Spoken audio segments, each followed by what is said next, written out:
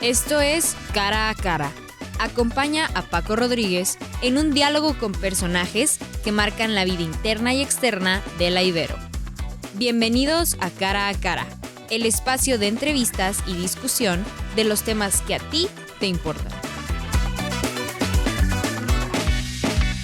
Hola, ¿qué tal? Bienvenidos a Cara a Cara, el programa de entrevistas y discusión de Ibero Radio TRC. Yo soy Paco Rodríguez y me da muchísimo gusto volvernos a encontrar aquí para platicar de los distintos temas, tanto locales, nacionales, internacionales, temas coyunturales, y vaya que es un tema coyuntural ya desde hace tiempo, el tema del agua, ¿no? Por todas las situaciones apremiantes en varias partes de la región Laguna, pero bueno, obviamente no solo de la región Laguna, sino en otras áreas del país y del mundo, y para ello hemos invitado a dos integrantes del claustro del agua de la universidad, obviamente profesoras, maestras aquí en la Universidad Iberoamericana Torreón, la maestra Mayra Puentes, coordinadora de la licenciatura en Ingeniería Industrial. Mayra, muchas gracias por estar con nosotros. Gracias por la invitación. Y también Migdi García, profesora de tiempo y responsable del Observatorio Socioambiental de la Ibero Torreón. Migdi, gracias. Gracias, Paco. Oigan, bueno, a ver, ustedes junto con el maestro José Antonio Martínez y el doctor Juan Manuel Oliveros están por publicar una investigación titulada Construir paz en contextos de conflictos hídricos en América Latina. Se ha dicho que las próximas guerras van a ser por el agua. ¿De qué va este tema de construir paz en contextos de conflictos hídricos en América Latina? ¿Cuál es la situación de los conflictos que se viven local, regionalmente sobre el tema del agua? Bueno, a nivel nacional encontramos ya bastante información relevante, Paco, sí, sobre conflictos hídricos y sobre los niveles de contaminación, pues que nos están ya indicando peligro, ¿no?, sobre nuestras fuentes de agua. La comarca lagunera no está exento de esta problemática y de hecho es uno de los puntos más críticos que podemos encontrar, no solo en México, sino a nivel Latinoamérica. La contaminación de nuestras fuentes de agua obedece a varios factores. Claro. Entre ellos tenemos, bueno, factores políticos, económicos, sociales y obviamente medioambientales.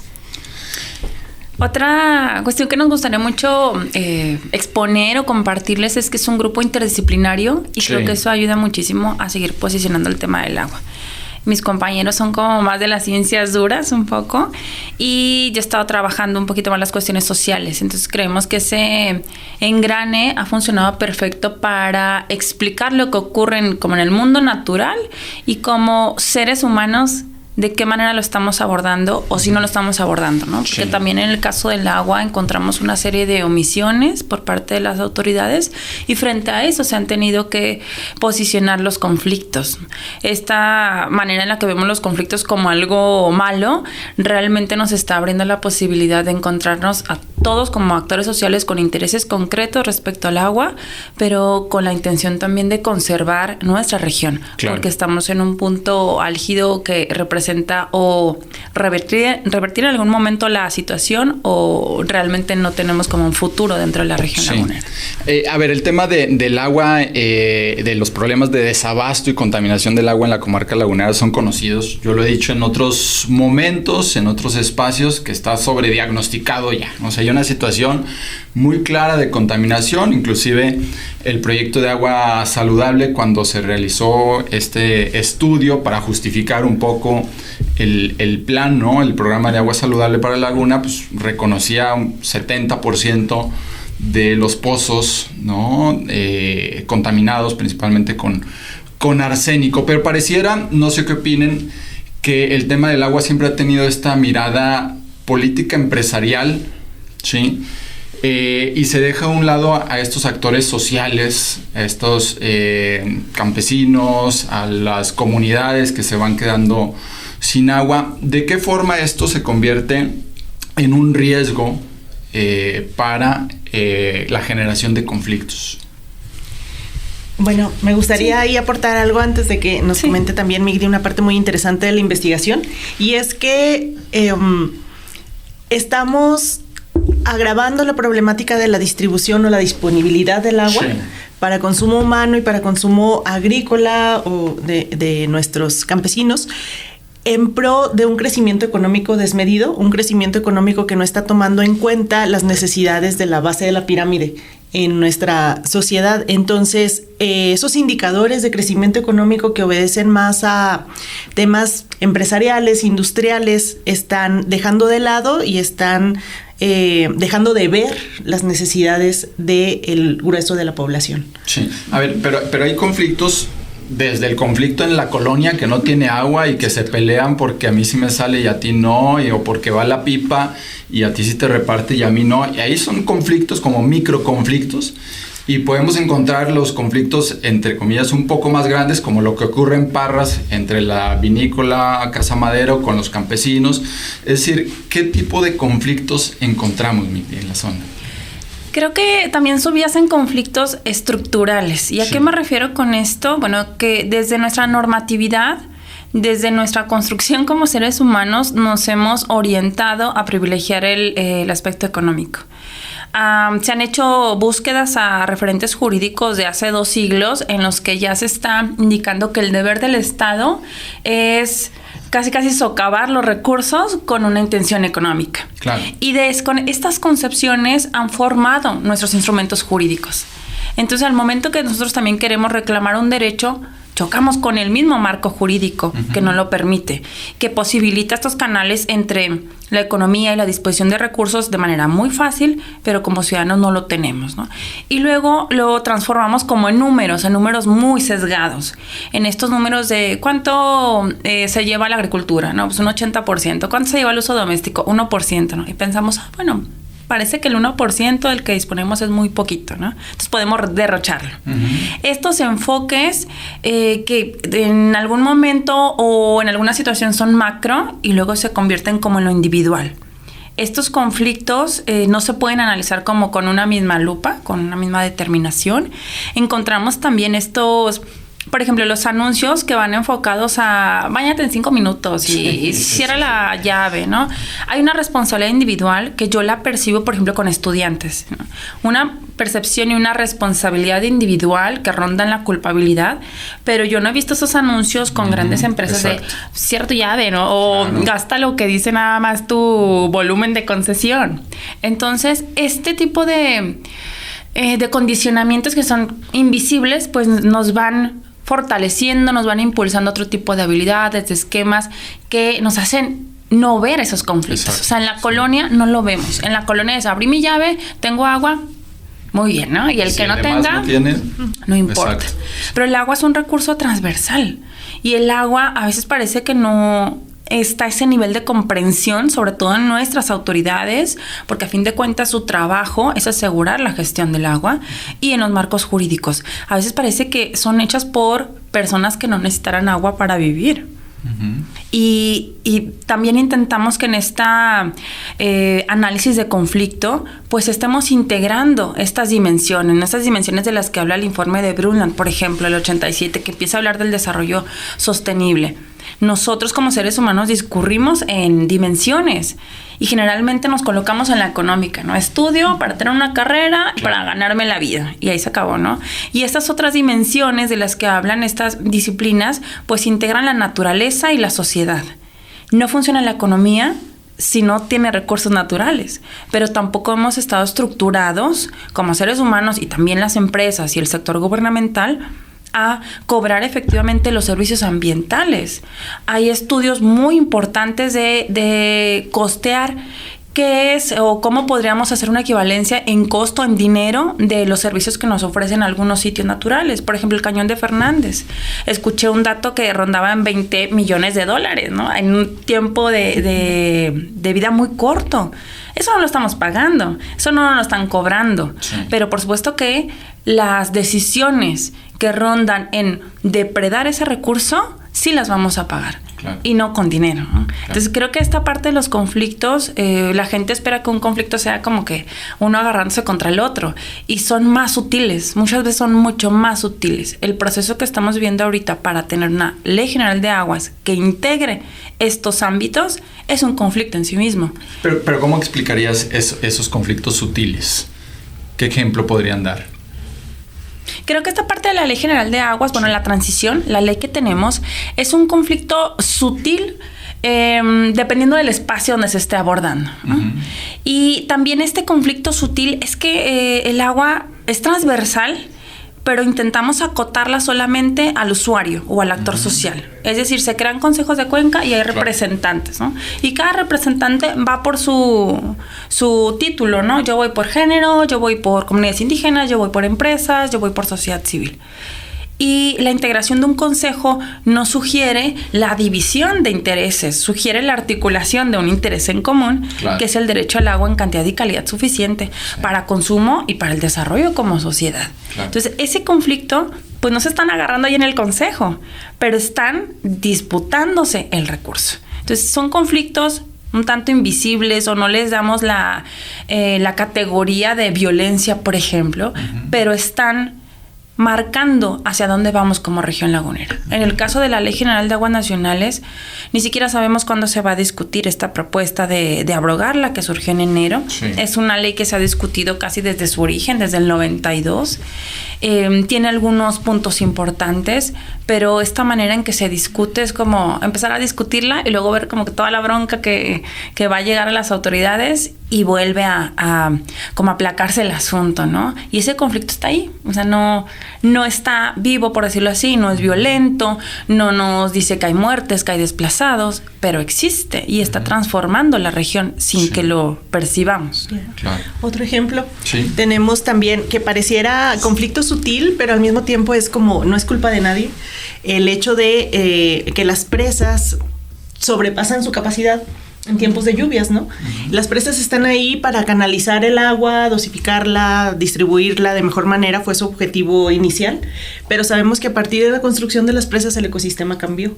La comarca lagunera cambia en clima y en paisaje al grado de tener secas las lagunas, que eran el emblema y lo más representativo de nuestra región. Bueno, en estos años que han transcurrido de la construcción de las presas ha habido avenidas del río, ¿no? Inundaciones, y esas inundaciones parecieran, como te digo, no es culpa de nadie, un accidente, unas cuestiones de la naturaleza.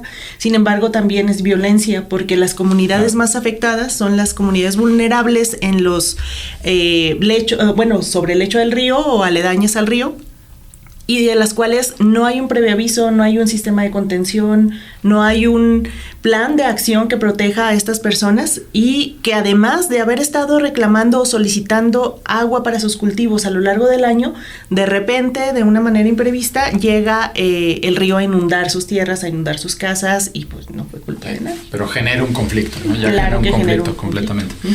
Sí, a mí me llama mucho la atención lo que refieren, sobre todo porque yo me regreso a mi infancia y sí recuerdo desde pequeño que nos decían o que nos ponían la campaña de la gotita, ¿no? A no tirarle y todo eso. Y sí ha sido como muy dirigido a una cuestión cívica, ciertamente que también es importante, pero también con este tinte de criminalizar al usuario, ¿no? Cuando los criminales son otros, lo sabemos. Los criminales son otros, y no el usuario que por X o Y pues desperdicia algo de agua, que está mal, ¿verdad? Hay que decirlo, está mal, pero pues sí habría que dimensionar, ¿no? Ese tema y todos los conflictos que se generan. Pero hablando de conflictos de los que hemos hablado, ¿cómo construir paz? ¿No? El título de la publicación próxima, Construir paz en contextos de conflictos hídricos en América Latina. Uh-huh. ¿Cuál es la vía para construir paz en este tema? Una línea de investigación que a mí me atrajo desde, los grupos de investigación en los que he estado colaborando y ahora en el Claustro del Agua, fue el tema del desarrollo regional. Es decir, una visión integral del desarrollo económico, pero a nivel regional, con una colaboración partiendo de que una sola comunidad, un solo grupo no tiene las herramientas suficientes para generar más beneficios y calidad de vida para su gente. Entonces, como tal, la comarca lagunera, siendo parte de la cuenca baja del Nazas, dependemos de las dinámicas sociales, económicas y ambientales que se generen antes de la llegada del agua a nuestra región. Esto es la cuenca media y la cuenca alta. Entonces, estas investigaciones me han ayudado como a darme cuenta de la necesidad de tener un diálogo más extenso con los agentes implicados en la región completa del Nazas. Si el agua es nuestro problema principal, porque lo es en esta región, ese diálogo y esas pláticas deben incluir a las personas que están también siendo parte de esta situación, ¿no? Problemas y soluciones. Entonces creo que por ahí podemos tener resultados interesantes al conocer cuáles son también sus implicaciones. Pero es suficiente, Mayra, Migdi. Estamos platicando con Mayra Puentes y Migdi García, integrantes del claustro del agua aquí en la Universidad Iberoamericana de Torreón. ¿Es suficiente simplemente con integrar? Porque pareciera que también son ejercicios que a veces se hacen una y otra vez, trienio, sexenio tras sexenio, donde se hacen foros y se integra y hablan los representantes de distintas áreas, pero muchas veces pareciera, no sé si estoy equivocado, que no son vinculantes o que simplemente es como para la fotografía, ¿no? ¿Cómo construir realmente en la práctica esos ejercicios que se traduzcan en un asunto de realidad, Migdi?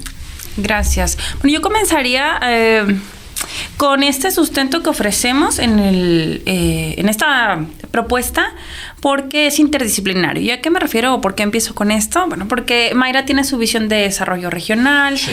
Pepe a lo mejor tiene esta visión desde químico, más relacionado con el arsénico, con las fuentes de agua.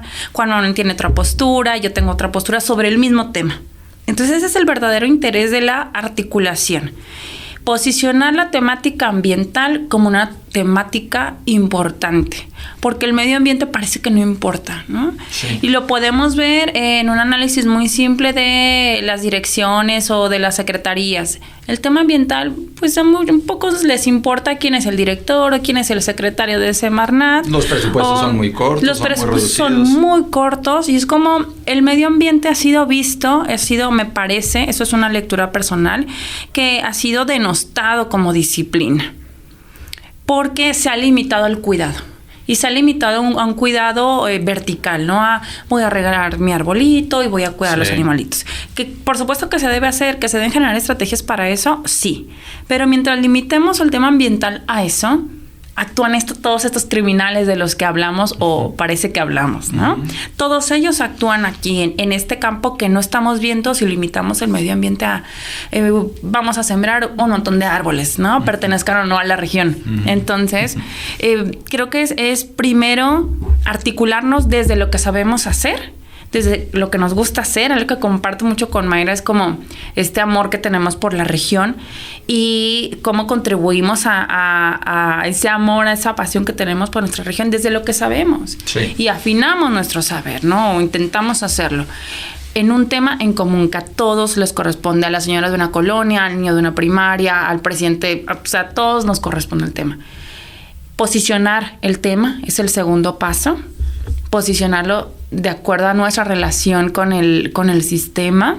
Encontramos que cuando hay un reconocimiento del territorio hay una defensa, ¿no? Esta frase de que nadie conoce lo que no ama, nadie defiende lo que no conoce, ¿verdad? Sí. Es muy complicado realmente, porque muchos viven aquí en la región, pero ¿cuántos conocen que aquí había 2 ríos? O sea, me ha tocado con los alumnos de ¿cuáles son los ríos? Y, bueno, sí. Pues tampoco es como seguro que me vayan a contestar porque ya no los vivieron. Claro. Nosotros tampoco los vivimos, ¿no? Es como recuperar esta historia para reconfigurar el territorio al que pertenecemos, ¿no? Uh-huh. Y eso también es articulado y construido a través de discursos, que es otra cosa que se debe hacer para trabajar el tema del medio ambiente, de construir estos discursos que nos han llevado a someter a un desierto, ¿no? Esta parte de vencimos al desierto. Claro, sí. Vencimos al desierto a costa de que se esté muriendo la gente por arsénico, a costa de que vencemos a la naturaleza, ¿no? Esta técnica del Estado para el beneficio, ¿a qué nos lleva? Y estar como continuamente replanteando y generando espacios de reflexión y de discusión. Por eso, bueno, entre otras cosas, también queríamos compartir que estamos organizando unas jornadas por la cuenca Nazas-Agua-Naval. Sí. En este afán de ya basta de foros y mesas de trabajo en las que están estos diferentes ámbitos, estas diferentes lecturas, pero no se llega a un punto, ¿no? Entonces creo que el tema siempre va a convocar, pero ya estamos cansados de eso. Se notan los foros que ya hay un cansancio, ¿no? Queremos convocar a unas jornadas por la cuenca Nazas-Agua-Naval, así lo hemos titulado. Sería una serie de 3 eventos, el primero de ciencia, el segundo del marco jurídico y el tercero de gobernanza, aquí en la universidad. Y nuestra intención es articular a todos estos actores en torno a propuestas concretas que nos permitan también darle continuidad a ese texto. Es decir, pues no queremos que se arrumben las bibliotecas como continuamente pasa, ¿no? Publicas algo, pues se queda en la biblioteca. Ese no es el interés. El interés es retomarlo para las jornadas y después sistematizarlo para hacer un documento libre, un documento que no solamente es entregado como a la autoridad del agua de manera formal y para la foto que tú comentabas, sino para que cualquiera en la cuenca Nazas-Agua-Naval, ¿no? De lo que más trabaja Mayra, de la cuenca alta, baja, media, puedan retomar ese documento que les está ofreciendo un panorama, pues queremos que sea más completo, más limpio, por así decirlo, ¿no? Sin estos huecos de complicidades y de conflictos que están ahí, pero no queremos nombrarlos, ¿no? Esperemos que contribuya. También estas jornadas están como enmarcadas en otra actividad. Esa me gustaría que la platicara más Mayra, que ronda más como en recuperar historia oral para saber lo que estamos defendiendo, ¿no? Pero es parte de las mismas jornadas. Sí, bueno, retomando esta parte del diálogo, creo que la cuestión vinculante de estos diálogos es el hecho de cómo dar voz a quienes se relegan muchas veces de las dinámicas de los foros, las jornadas, las mesas de trabajo, ¿no? Y que si bien está ahí evidenciado el cansancio, siguen en la lucha, siguen al pie de lucha para reclamar los derechos que corresponden. Entonces, este evento del que habla Migri es una exposición fotográfica, convocar a generar de manera pues visual la historia de nuestra cuenca, ¿no? Desde la cuenca alta, media y baja, y retomar ahí los eventos históricos que han marcado nuestra historia. Entonces, a través de fotografías y de historias orales, poder conocer cuál ha sido realmente la implicación de los agentes más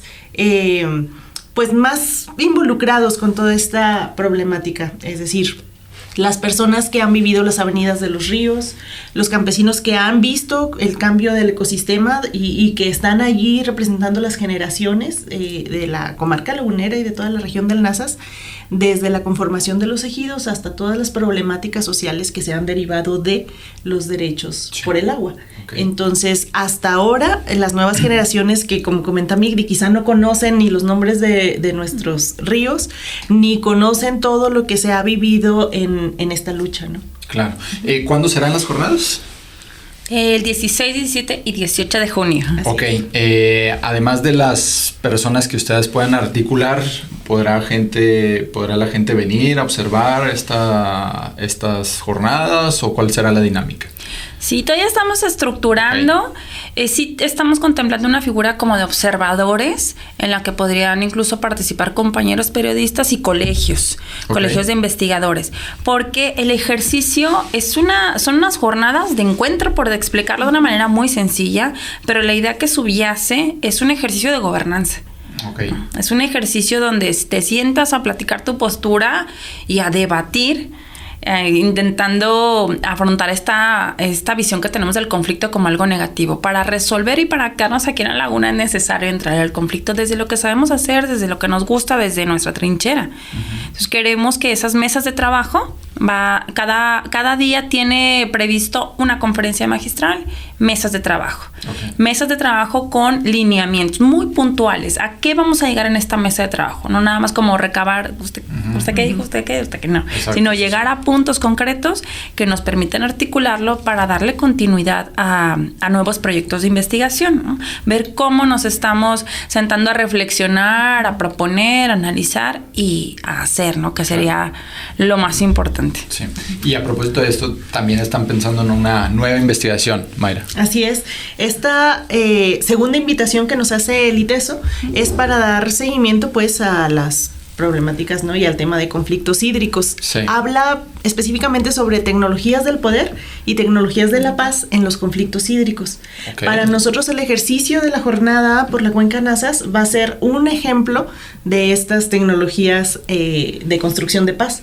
Cómo podemos sistematizar todo el ejercicio de los testimonios, de las opiniones, las posturas diversas sobre la problemática y llevarla a vincularla con las soluciones que se puedan proponer o la aplicación de todo este conocimiento, estos saberes, esas experiencias que han tenido tantas personas implicadas en el conflicto y cómo aterrizarlo de una manera más transparente para todos, que pueda ser útil para seguir trabajando en la construcción de paz. Muy bien, pues vaya que es interesante el tema que están trabajando como integrantes del claustro del agua. Y ya para cerrar, yo recuerdo cuando la ahora presidenta Claudia Sheinbaum vino en campaña, no en campaña, en pre-campaña, ¿no? Pre-campaña entre comillas, ya ven que era promotora o cómo le llaman. Bueno, fue al Tec Laguna, al Tecnológico de la Laguna. Lo comentaba, de hecho, el programa, uno de los programas pasados con el doctor Juan Manuel Oliveros, cuando hablábamos del tema de contaminación atmosférica, que le preguntaron a la ahora presidenta Claudia Sheinbaum cuál era la problemática principal en la laguna, y ella reconocía que el problema medioambiental. Entonces, pues, vaya que hay trabajo, vaya que hay tarea que hacer en la materia, en las distintas esferas. Así que ya para cerrar, pues yo les pediría un último mensaje a propósito de esta publicación, de las jornadas de futuras investigaciones sobre la temática del agua, Migdi. Pues primero agradecer a mis compañeros, a Mayra, a Pepe y a Juan Manuel. Creo que hemos hecho al menos un buen trabajo, un buen ejercicio de acercamiento y algo muy importante es esta... creo que intentamos abandonar como la línea puramente académica. Digo, nuestras formas, nuestras metodologías responden a una disciplina. Pero más allá de eso, nos mueve esta oportunidad que tenemos desde nuestro saber, nuestro quehacer, aprovecharlo y ofrecerle algo a la región lagunera. Realmente creo que denostamos mucho nuestra propia región. La consideramos como un rancho, ¿no? Casi. Uh-huh. Y no la entendemos en un sentido histórico, en un sentido político, en un sentido... simplemente la laguna a comienzos del siglo pasado era llamada el laboratorio cardenista, ¿no? Claro. Todas estas grandes políticas eran como practicadas aquí, ¿no? Esto nos da a entender que la laguna tiene años resistiendo, insistiendo, creando, organizándose. Y esta parte que tenemos una problemática ambiental grave, pues hay que asumirla. Sí. Estamos en el cinturón del sol, estamos en el corazón de un desierto y tenemos un montón de agua. Entonces, es como contradictorio, ¿no? Sí, claro. Si la gestionamos, si nos atrevemos a llegar a soluciones, pues creo que se puede, o eso queremos, ¿no? Que se resuelva. ¿Por qué laguneros, no? Para empezar. Sí, ¿por qué nos decimos laguneros? Mayra. Pues igual reconocer el trabajo de mis compañeros y este equipo que estamos como tomando esa responsabilidad que creo que es compartida entre muchos en la universidad y en la comarca lagunera. Mencionarte también que fue muy interesante ver cómo el nombre de la Universidad Iberoamericana Torreón resuena en diferentes foros como un mediador y como un agente con un rol muy importante para representar esta necesidad de alzar la voz, de plantear opiniones, propuestas, de sentarnos en una mesa seria de diálogo y construcción de paz. Entonces, creo que cada uno de los colaboradores en la universidad sabemos esta problemática, tenemos esa responsabilidad Y bueno, ahora sería como una invitación a formar parte, ¿no? A actuar en estas dinámicas en las que podemos implicar proyectos de clase, proyectos de investigación, en difusión. Claro. Hay muchas formas de involucrarnos, pues para sumar a estos resultados que queremos ver. Pues nuevamente muchísimas gracias, Migdi García, Mayra Puentes, muchísimas gracias. Queden atentos pues a los distintos canales de la universidad para conocer cuando se acerquen las jornadas que organiza nuestras compañeras. También atentos, no sé si se vaya a difundir por los distintos canales de la universidad también la publicación de esta investigación, Construir paz en contextos de conflictos hídricos en América Latina. Vaya que va a ser interesante echarle un ojo. Pues nos despedimos, gracias también a Beto Rubio en la coordinación y producción. Yo soy Paco Rodríguez y esto fue Cara a Cara. Esto es Cara a Cara. Acompaña a Paco Rodríguez en un diálogo con personajes que marcan la vida interna y externa de la Ibero.